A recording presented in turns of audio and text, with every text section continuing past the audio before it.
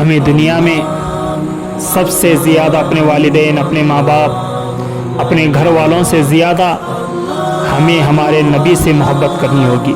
محبت رسول تمام عبادتوں سے افضل ہے، محبت رسول تمام سجدوں سے افضل ہے، محبت رسول تمام روزوں سے افضل ہے، محبت رسول تمام نمازوں سے افضل ہے، محبت رسول دنیا کی تمام چیزوں سے افضل ہے، اور محبت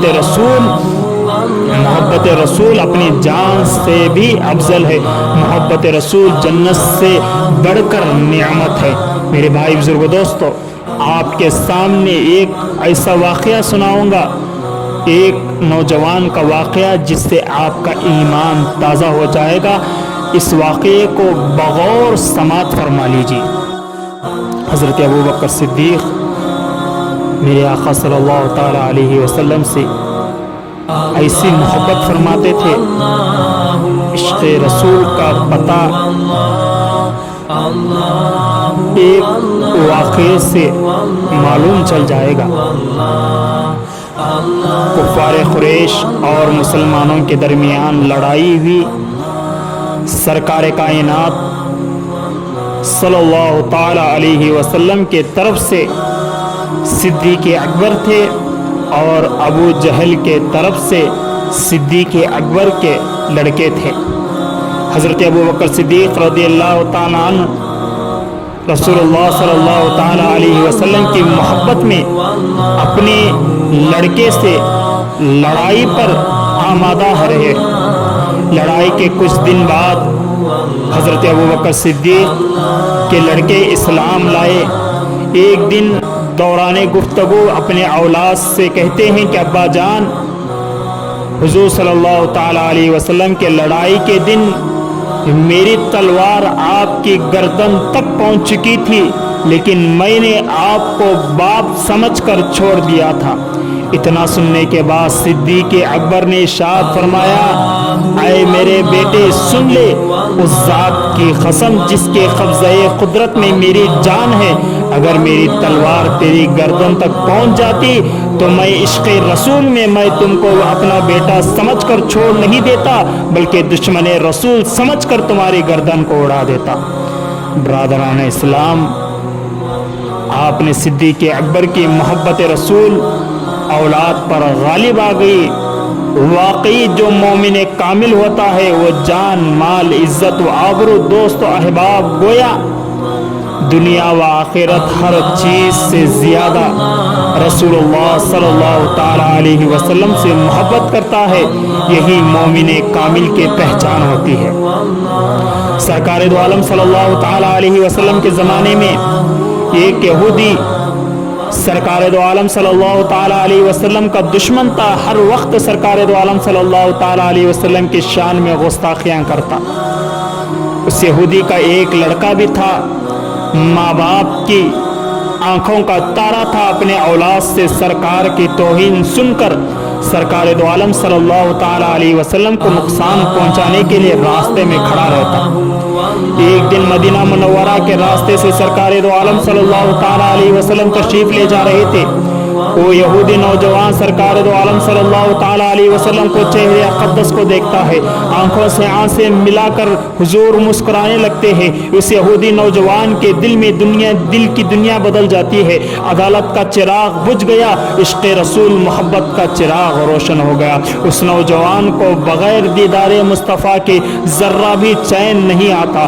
اس دل کی والدین کے محبت اور رسول کی محبت کے درمیان جنگ شروع ہو گئی۔ آخر محبت رسول غالب آ گئی۔ جب گھر میں سرکار دو عالم صلی اللہ تعالی علیہ وسلم کی یاد آتی تو مسجد نبی کے پاس کچھ بہانہ بنا کر ٹہلنے لگتا۔ ایک بار دیکھنے کے لیے بعد کسی بیماری کی طرف گھر واپس آتا۔ اس طرح عشق رسول میں بیمار پڑ گیا۔ اس کے والدین بہت سارا علاج کیا، لیکن کچھ فائدہ نہیں حاصل ہوا۔ وہ خوبصورت نوجوان کمزور ہو گیا، آوازیں باریک ہو گئی، پیر ٹھنڈے ہو گئے۔ اس یہودی نوجوان کے باپ نے شفقت سے سر پہ ہاتھ پھیرتے ہوئے کہا، اے میرے لال، اگر کوئی آخری تمنا ہو تو بولو۔ اس نوجوان نے کہا ابا جان میری آخری تمنا ہنسی خوشی پوری کرنے کا وعدہ کر لے تو میں اظہار کروں گا۔ تو اس نوجوان کے والد نے کہا اپنی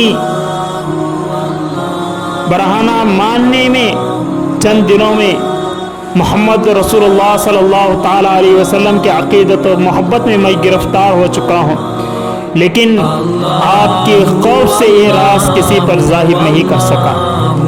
اب میری آخری تمنا ہے کہ صرف ایک بار میں اس نورانی چہرے والے کو دیکھ لوں، میری روح نکل جائے۔ ابا جان اگر آپ کا وعدہ سچا ہے تو سرکار دو عالم صلی اللہ تعالیٰ علیہ وسلم کے خدمت میں جا کر عرض کیجئے آپ کا یہ غلام دنیا سے جا رہا ہے، آپ اس کے سرحانے نجات کا آخری سرمایہ سنا دیجئے۔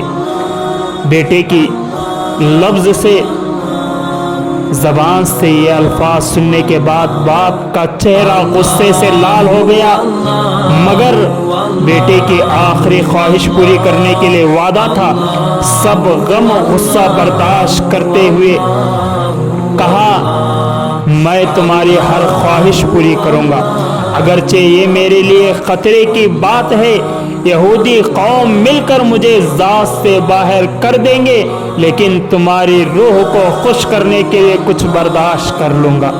وہ یہودی مسجد نبی کے دروازے پر کھڑا ہو کر آواز لگایا میں محمد عربی صلی اللہ تعالیٰ علیہ وسلم سے ملنا چاہتا ہوں۔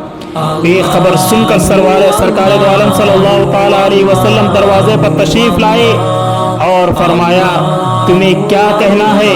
سرکار کی محبت بھری بات سن کر اس یہودی کا دل نرم ہو گیا اور غمگین آواز میں کہا میرا اکیلا بیٹا تھا، میرا اکیلا بیٹا ہے، بیٹا عین جوانی میں دنیا سے جا رہا ہے، تمہاری محبت اور عقیدت کا جادو اب اسے آخری نیند سلا رہا ہے، تمہارے عشق کی آگ میرے بیٹے کو جلا کر رکھ رہی ہے، اب وہ اپنی موت کے آخری گھڑی میں ہے اور اس کے آخری تمنا یہ ہے کہ تم اس کے سرحانے کھڑے ہو کر آخرت کا نجات کا سرمایہ سنا دو۔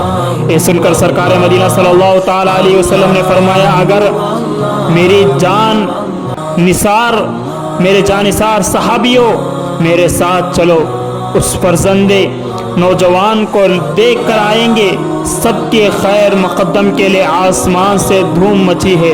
جب یہ نورانی قافلہ یہودی کے گھر پہنچا تو دیکھا کہ وہ عاشق رسول کی آنکھیں انتظار کر رہی تھی بند ہو گئی ہے۔ باپ بلبلا کر کہا میرے لال آنکھیں کھولو، دیکھو محمد عربی صلی اللہ تعالیٰ علیہ وسلم تمہارے سراہنے کھڑے ہوئے ہیں۔